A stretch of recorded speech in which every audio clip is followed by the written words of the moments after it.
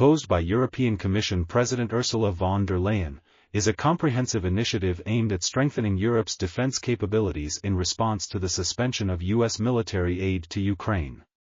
It's an ambitious project, driven by an imagined threat of Russia invading and taking over all of Europe. This proposal is also a way to save face and not admit that for the past 3 years, Europe has played lapdog to the previous Biden administration. The ReArm Europe Plan seeks to mobilize up to €800 billion over the next 4 years, through a mix of national defense spending increases and EU-level financial mechanisms. Here are the key features of this plan. A joint borrowing mechanism will be set up. A new EU instrument will provide €150 billion in loans through joint borrowing, modeled after the COVID-19 Recovery Fund, but focused on defense investments such as missile defense, drones, artillery, and cyber defense systems. There will be increased national defense spending. Member states will be encouraged to increase their defense budgets by up to 1.5% of GDP annually, potentially unlocking €650 billion over 4 years. There will be flexibility in EU fiscal rules.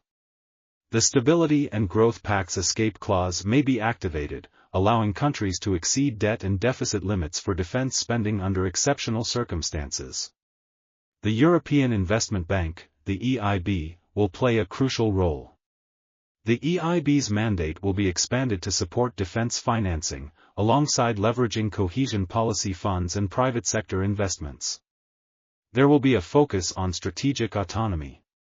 The plan emphasizes reducing reliance on U.S. security guarantees, by building pan-European capabilities and fostering long-term self-reliance in defense. And now for the bad news. The plan relies heavily on national contributions rather than fresh EU funds, raising concerns about feasibility for highly indebted countries like France and Spain. There is resistance from frugal states, such as Germany and the Netherlands, against joint debt issuance, while internal disagreements on Ukraine aid complicate consensus building. There is uncertainty around implementation. The €800 billion target is optimistic and lacks clear mechanisms for immediate execution or addressing defense underproduction. The ReArm Europe Plan also faces several significant obstacles to its implementation. There will be financial burden on member states. The plan relies heavily on national contributions, with member states expected to increase defense spending by up to 1.5% of GDP annually. Highly indebted countries like France and Spain will struggle to meet these financial commitments without exceeding EU fiscal rules. There are also implementation challenges.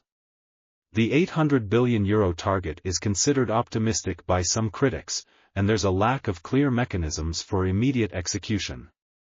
Addressing defense underproduction and improving interoperability of the European defense base remain structural challenges. And now for the elephant in the room. All this pie-in-the-sky arms buildup requires something crucial. Lots of cheap energy. And Europe just does not have an endless supply of cheap energy to start making lots of weapons. The country that Europe now considers its biggest enemy, Russia, also still happens to be Europe's biggest supplier of cheap, natural gas. Although Europe does have natural gas reserves, mostly thanks to Norway, they are not enough and can only satisfy 40% of the overall demand. The remaining 60% needed is filled by LNG from the United States. But despite all the Russophobia, Europe is still heavily dependent on Russia's energy. In 2024, the European Union imported a record 16.5 million metric tons of LNG from Russia, surpassing the previous year's imports. Imagine that. This trend has continued into early 2025, with EU countries importing 837,300 metric tons of Russian LNG in just the first 15 days of January, marking a record high. France, Spain, the Netherlands, and Belgium are among the largest importers of Russian LNG. EU countries have paid €21.9 billion to Russia for oil and gas in the current year of 2025. Russia remains a dominant provider of fuel and technology for Europe's nuclear power industry. Despite sanctions and efforts to reduce reliance on Russian energy, the EU's continued imports of Russian fossil fuels in the third year of the conflict in Ukraine have surpassed the financial aid sent to Ukraine. So, while Ursula von der Leyen may come up with all kinds of brilliant plans to rearm Europe, reality paints a different picture. Europe needs Russian energy to fuel its industrial base. Without this energy, Europe has no industrial base. So, this raises the obvious question: does the EU actually imagine that Russia will happily supply the energy to rearm Europe, arms that Europe can then use to again try to destroy Russia?